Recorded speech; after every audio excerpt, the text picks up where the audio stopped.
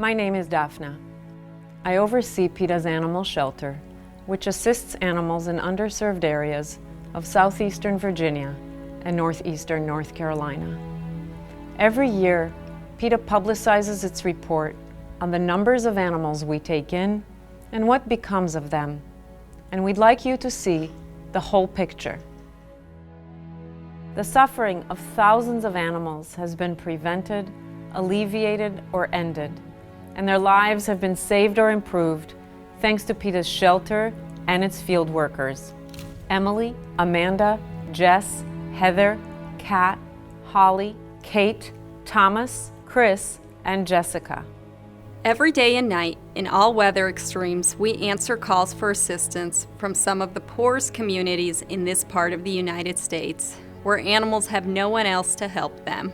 I had no idea when I first came to PETA that there are people who keep their companion animals outdoors 24/7 and can't be bothered to provide them with food and water on a regular basis, much less take them to the vet when they are sick, injured, or even dying.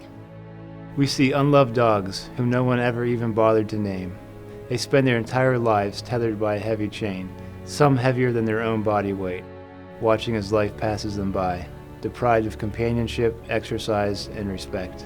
We deliver free, sturdy, custom-built dog houses and straw bedding to those who would otherwise go without any protection from the elements. We replace heavy chains with lightweight tie-outs, and we remove tight or makeshift collars, replacing them with comfortable ones. Every year, we help thousands of dogs for free, treating parasites, providing flea and fly strike prevention, shaving matted fur, distributing water buckets, food and toys to play with, and giving much needed affection. We deal with unimaginable suffering, injury, and neglect. We see dogs chained without shade in the sweltering summer sun, penned for life amid their own filth, yelled at and just forgotten. We improve their lot as best we can, try to persuade their owners to allow them to live indoors, show people how to care for them in basic ways, find new homes for any we can, and offer euthanasia for those animals who are too far gone and unadoptable. In 2016, we assisted more than 25,000 animals in more than 250 cities. We responded to nearly 2,500 calls for emergency help.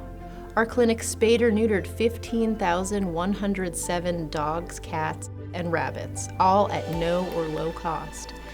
Operating the clinics cost PETA more than $1,402,000 in 2016 alone.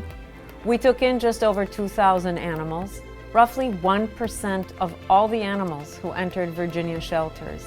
We found wonderful permanent homes for 80 dogs, cats, rabbits, birds, horses, and other animals. And they are truly forever homes because we don't just give animals away. We impose careful safeguards on adoptions. We delivered 488 other animals to high-traffic shelters. We reunited lost animals with their frantic guardians. We euthanized 1,428 sick, suffering, dying, feral, aggressive, or otherwise unadoptable animals. We assisted more than 3,000 indigent families in keeping animals they were about to give up by providing them with food and free medical services, including repairing prolapsed organs, performing life-saving surgeries on dogs suffering from dangerous uterine infections, removing tumors and ruptured growths, removing injured eyes, amputating legs, performing drainage surgeries for hematomas and infected wounds, and treating ear, skin, and upper respiratory infections. We counseled and helped dozens of people keep their animals by showing them how to cope with behavioral quirks, grooming challenges, house training woes, and more. And we transported more than 1,000 dogs and cats to and from our clinics free of charge for people who had no transportation. When you look at PETA's figures, please understand that almost 450 of the animals we euthanized were brought to us by loving guardians, desperate to relieve their animal companions suffering from old age, illness, or injury, but unable to afford the high cost of euthanasia. PETA provides this free community service that most other shelters do not. We never want to euthanize an animal simply for being homeless. That's why we go into communities where animals need us the most and work at the root of the homelessness problem, unwanted births. I work with animals because I love them and want to help the ones who need help the most. It breaks my heart, but I know that euthanasia is a necessary part of alleviating suffering and dealing with the horrors created by irresponsible and careless people. In many cases, it's the only humane option. Every day, PETA works hard to prevent and end cruelty, neglect, homelessness, and needless euthanasia. Please help by always choosing to adopt animals, never buy them. Have your animals spayed and neutered, and help others do the same. And please, if you see animal abuse, try to stop it, or at least report it. Thanks for caring. Please share this video.